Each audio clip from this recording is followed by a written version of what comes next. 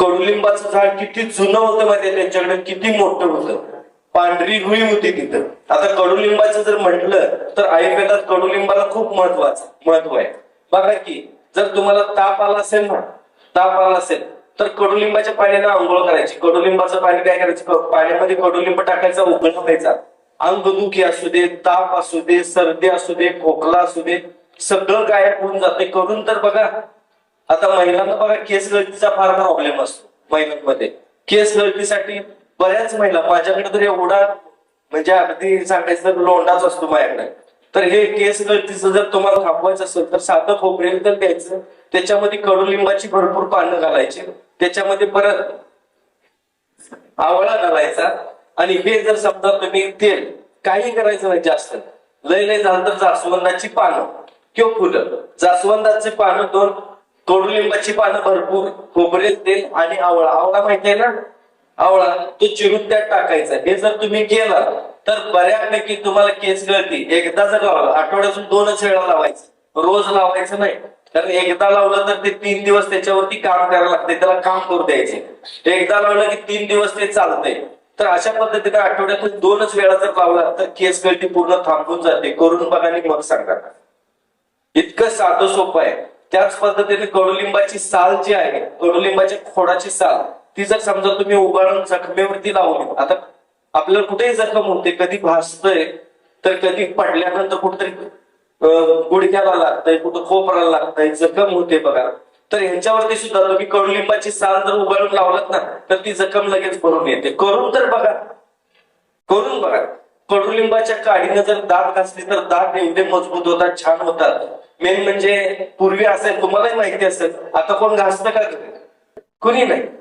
कडुलिंबाच्या काडीने दात, मी म्हणतो आठवड्यात एकदा, 15 दिवसातून एकदा तरी करायला काय हरकत आहे. कडुलिंबाच्या काडीने दात घासून बघा, हे दातांचं किडणं वगैरे आहे ना, हे बऱ्यापैकी कमी होऊन जाते. करून तरी बघा. हो माय बापू, याला पैसे आहेत का सांगा. हे फक्त पाळत चला, छोट्या छोट्या गोष्टी असतात. आता सुंदर दिसावं असं महिलांना वाटते ना, चला त्याच्यासाठी पण सांगतो. प्रत्येकाला वाटते ना आपण सुंदर दिसावं, रिंकल्स नसाव्या, काळे डाग नसावे, वाण नसावा. त्यासाठी आता तर काय एवढं बांधून जातात, एवढं शिल्लक ठेवतात, त्याचं काय कसं बघतात कुणाच ठाऊक, सगळं झाकलेलं असतं. पण तुम्हाला सांगू, सगळं तुम्ही चेहरा तुम्ही दाखवून जरी गेलात, सूर्याकडे रोज जरी बघितलात तरी तुम्हाला काही प्रॉब्लेम येणार नाही. इतका तुम्हाला खतरनाक येईल सांगतो. साधी गोष्ट आहे. आपण केळीचं आपण केळी खातो माहिती ना, साल फेकून देतो, ते फेकायची नाही, ती स्मॅश करायची, चुरडायची, त्याच्यावर लिंबू पिळायचं, त्याच्यावर थोडीशी तुरटीची पावडर टाकायची आणि खायचं सोडा आपण वापरतो ना स्वयंपाकात, तो सोडा थोडासा टाकायचा त्याच्यात, ते मिक्स करायचं व्यवस्थित आणि त्याचा लेप तयार करायचा. तो चेहऱ्याला लावायचा, 5 मिनिटं ठेवायचं, 5 मिनिटात धुवून टाकायचं. बघा एकाच वेळेत एकदम सुंदर दिसायला चालू होत आहे, चेहरा टवटवीत होतो. करून तर बघा, करून बघा या गोष्टी. अजून सांगतो, सगळ्यात महत्वाचं म्हणजे डोळ्यांची काळजी घ्या. डोळे हे फार महत्वाचे आहेत. शरीरावर सगळ्यात नाजूक भाग असलेला, ओपन भाग असलेला हा डोळा आहे. डोळ्यांची काळजी घ्यायची सगळ्यात महत्वाची. डोळ्यांसाठी पण सांगतो, संत्र्याची साल घ्यायची, ती पाण्यात टाकून उकळवायची, वस्त्रगाळ करायचं. ते पाणी उकळून गार झाल्यानंतर वस्त्रगाळ करायचं. एक 2-2, 3-3 थेंब किंवा एक 4-5 थेंब तुम्ही एका डोळ्यात या डोळ्यात टाकायचं आणि बसायचं. एक आठवड्यातून 15 दिवसातून फक्त एकदा करा. बघा जोपर्यंत तुम्ही तोपर्यंत तुम्हाला दिसायचा प्रॉब्लेम येणार नाही. करून तर बघा, डोळ्यांचं आरोग्य छान राहील.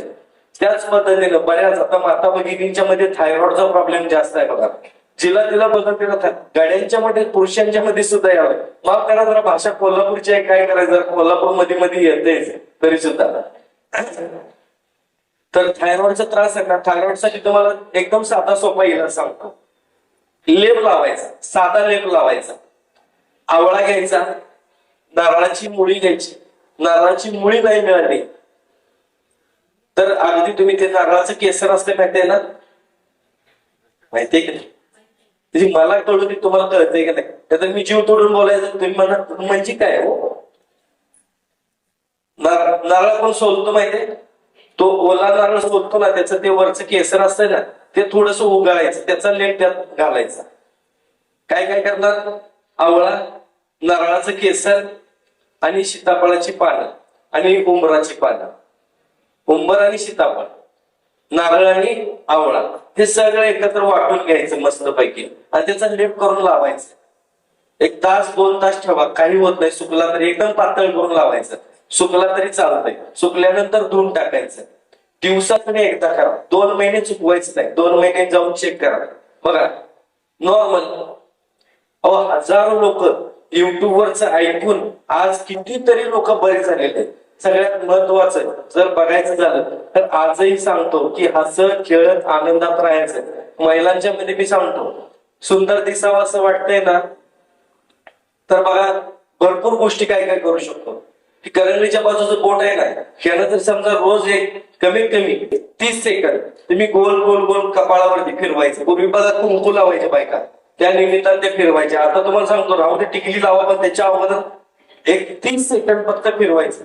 बघा दिवसभर तुम्हाला थकवा येणार नाही. मेन म्हणजे तुमच्यामध्ये जे निगेटिव्ह विचार येतात हार्मोन्स मुळे हे काय होऊन जातील. बऱ्यापैकी चेहरा फ्रेश राहायला लागेल, मेंदू फ्रेश राहायला लागेल, आनंदी वातावरण, तुमचं मन उत्साहित व्हायला लागेल. ह्या सगळ्या गोष्टी तुम्हाला वाढायला लागतील. त्याचबरोबर सांगतो आता कान का टोचतात माहितीये का? काहीच माहिती नाही. गाव टोचले म्हणून आपण टोचायचं, सोनं घालायचं, बरोबर आहे ना. जेव्हा एखाद्या बाईच्या मनामध्ये निगेटिव्हिटी तयार होते, एखादी बाई जेव्हा निगेटिव्ह व्हायला लागते किंवा डिप्रेशन मध्ये जायला लागते, तर त्यावेळेस बघा त्या बाईला समजा किंवा त्यामध्ये एखादी बाई चुकीचा निर्णय घेऊ शकते. सॉरी म्हणताना आपण काय करतो, काय पकडतो, कान पकडून सॉरी म्हणतो की नाही, पटतंय ना. हा, हे म्हटल्यानंतर काय येतं आपल्याकडे पेशन्स येतात, शीतलता येते. शीतलता यावी, पेशन्स टिकून राहावे म्हणून कानाचे हे चोबे टोचायचे असतात. इथं गोल असल्यानंतर ना आपल्याला आपल्या शरीरामध्ये शीतलता येते, पेशन्स येतात, संयम येतो. पुरुषांचे पण कान टोचले जातात बघा, संयम येण्यासाठी. संयम राहायला पाहिजे आपल्याकडे. क्या बडा तो दम बडा, हे लक्षात घ्या. म्हणून पेशन्स ठेवा तुम्ही. मी तुम्हाला सांगतो त्यासाठी हे कान टोचायचे असतात. आता ह्यात सोन्याचं घातल्यानंतर ना अजून तुम्हाला त्याचा फायदा होऊन जातो, म्हणून हे सोन्याचं घालायचं असते. आता नाक का टोचतात माहितीये? महिलांच्या ह्या हार्मोन्स मध्ये त्यांच्यामध्ये चंचलता निर्माण होते आणि महिला स्वतःच्या ताब्यामध्ये राहत नाही. कधी कधी तिच्या मनाला काहीच येत नाही. नवऱ्याकडे पण बघायला नको वाटते, मुलाकडे पण बघायला नको वाटतंय. बरेचदा महिलांच्या मध्ये खरं तर अशी चंचलता निर्माण झाली ना, द्विधा मनस्थिती होती बघा, हे करू का ते करू, काय करू, आता घरात बसू का शेतावरती जाऊ. शेतावरती गेलं तर उगाच चालू, घरातच बसलो असतं बरं झालं असतं. घरात बसल्यानंतर नाही शेतावर जायलाच पाहिजे, असं जेव्हा तुमची मानसिकता होते आणि अशा वेळेस महिला चंचल बनायला लागतात, तर त्यावेळेस समजा त्यांच्या नाकात जे होल असते नाही तर ते टोचतात ना, तर त्या नाकातल्या होलामुळे अशी चंचलता किंवा अशी द्विधा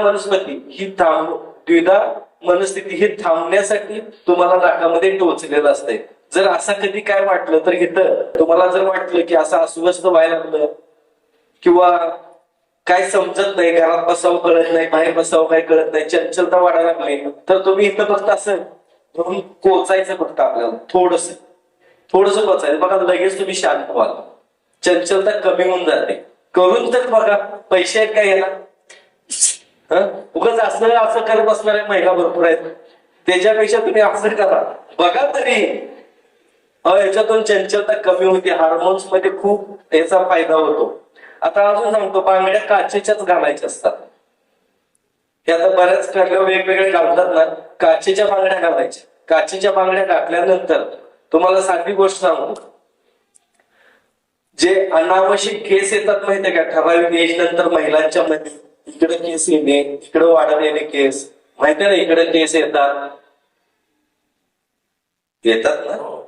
हा, तर हे जर तुम्हाला नको असेल तर काचेच्या बांगड्या वापरत चला. बघा ते ऑटोमॅटिक कंट्रोल मध्ये राहत. करून तर बघा, सगळ्या नाड्या इकडे असतात, सगळ्या नाड्या. आणि इथल्या जर समजा आयको-प्रेशर, ते कसं आहे, काचेनं जर प्रेस केलं तर सगळं तुमचं शरीर ना बरोबर फिटनेस मध्ये राहतं. महिलांचं हे जे पूर्वी असायचं ना, ते चवळीची शेंग, आता काय सांगायचं, भोपळ्याची फळं झाल्यात सगळी, पण आता चवळीची शेंग. अहो पुन्हा मुंबई सारख्या ठिकाणी तरी बघितलं तर जीन्स घालून गाडी चालवताना कळत नाही पाठीमागं बघितल्यावर मुलगी आहे का मुलगा आहे. हा अहो मुलं लागल्यात केस वाढवायला आणि मुली लागल्यात कमी करा. दाढी दिसली की म्हणा हा हा गडी आहे.